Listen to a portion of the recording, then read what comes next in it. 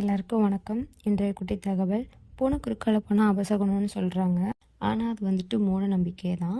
ஏன்னா அந்த காலத்துலலாம் மன்னராட்சி முறை தான் நடைபெற்று இருந்துச்சு. அப்போ வந்துட்டு போர் செஞ்சு தான் ஒரு நாட்டை வந்துட்டு கைப்பற்றிட்டு இருந்தாங்க. அப்போ போருக்கு போகிற வீரர்கள் வந்துட்டு ஒரு வழியை கண்டுபிடிச்சி அதில் போயிட்டுருப்பாங்க. அந்த வழியில் வந்துட்டு பூனை குறுக்கால போச்சு அப்படின்னா அந்த வழியில் வந்துட்டு குடியிருப்புகள் நிறைஞ்ச இடமா இருந்திருக்கும். அதனால தான் வந்துட்டு தங்களோட வழியை மாற்றி வேறு வழியில் போக ஆரம்பித்தாங்க. ஏன்னா பூனை வந்துட்டு ஒரு வீட்டு விலங்கு அப்படிங்கிறனால அங்கே மக்கள்லாம் அதிகமாக இருப்பாங்க.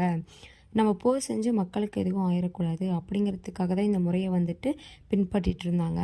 அதுவே நாளடைவில் இப்போ நமக்கு என்ன ஆயிடுச்சு அப்படின்னா, பூனை குறுக்கால போனால் அபசகனம், கொஞ்ச நேரம் உட்காந்துட்டு போங்க, தண்ணி குடிச்சிட்டு போங்க அப்படின்லாம் சொல்லிட்டு இருக்காங்க.